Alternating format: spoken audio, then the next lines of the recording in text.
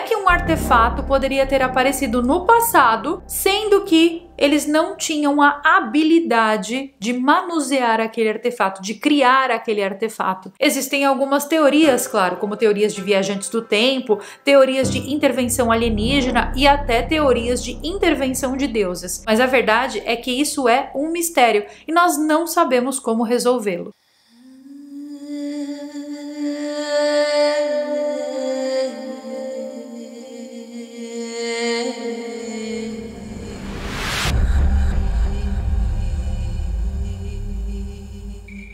Se você é, como eu, fascinado pelos segredos do Egito Antigo, se liga nisso que eu vou te contar aqui nesse vídeo de hoje. Lá no Vale dos Reis, que é inclusive um dos locais mais bonitos que eu já estive quando eu visitei o Egito, em 16 de fevereiro de 1923, um time de exploradores chefiados por Howard Carter abriram uma tumba que estava selada por milhares de anos. Eles abriram a tumba do rei Tutankhamon e ali dentro existiam centenas de artefatos guardados para o rei Tutankhamon. Os egípcios acreditavam em vida após a morte e eles acreditavam que os mortos iriam precisar de muitos tesouros para poderem atravessar o Vale da Sombra da Morte e por isso eles enterravam esses tesouros juntamente com os reis do passado. Mas, para além disso, os pesquisadores estão convencidos que eles detinham uma tecnologia rastreadora de encarnações. Tecnologia essa que nós não sabemos nem o que é e nem como funcionava. Essa tecnologia, de acordo com eles, ela poderia rastrear qualquer encarnação e saber exatamente quando uma pessoa iria voltar para a Terra. E quando essa pessoa voltasse, ela claramente precisaria de seus pertences de volta. É a imagem que mostra o exato momento da abertura da tumba de Tutankhamon. Ela foi a única tumba encontrada no Egito Antigo que permaneceu 100% intacta por mais de 3.000 anos. Ela estava cheia de ouro e artefatos, mas pelo menos 13 pessoas que estavam presentes na abertura da tumba morreram de maneira misteriosa e logo em seguida. 35 pessoas ligadas à descoberta da múmia morreram em condições misteriosas. E aí, para combater as lendas e tentar explicar essas superstições, os cientistas levantaram a hipótese de que alguma substância tóxica ou até um fungo venenoso teria sido criado na época para que ninguém viesse a profanar aquela sala mortuária. Pesquisas feitas na tumba revelaram que essa tumba em específico possuía alguns detalhes estranhos, diferentes de todas as outras encontradas. A múmia do faraó Tutankhamon também é uma das coisas mais bizarras que eu já vi na minha vida. Os arqueólogos Howard Carter e Lord George Carnarvon foram os responsáveis pela descoberta da tumba do faraó menino que morreu quando tinha apenas 19 anos. E em 1922, eles adentraram a tumba sagrada. A missão de Tutankhamon no pós-vida também era uma missão muito importante.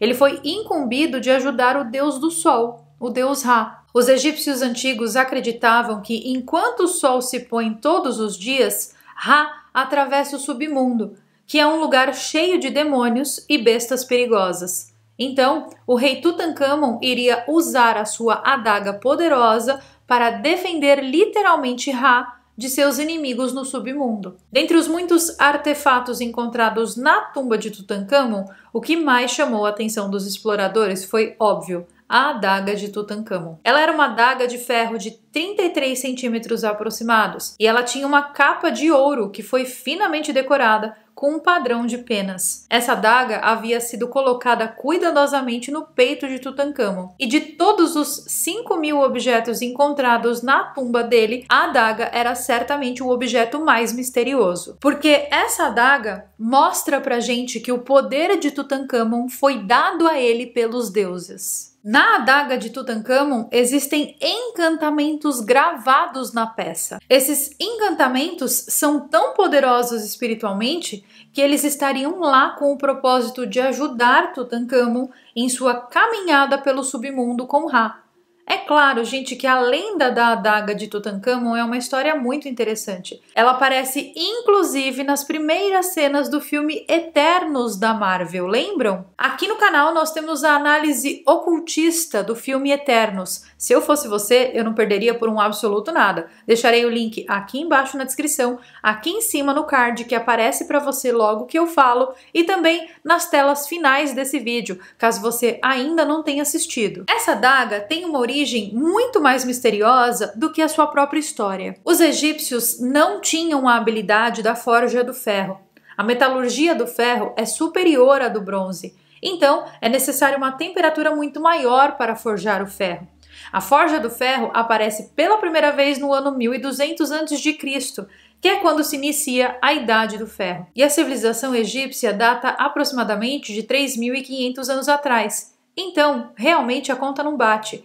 Se os egípcios não tinham a habilidade da forja do ferro, de onde que veio essa adaga forjada de ferro? Bom, de acordo com os hieróglifos ali desenhados dentro da tumba de Tutancâmon, essa adaga foi um presente vindo diretamente dos deuses, ou seja, uma clara evidência da intervenção desses seres aqui na Terra, bem como conta a história do filme Eternos da Marvel.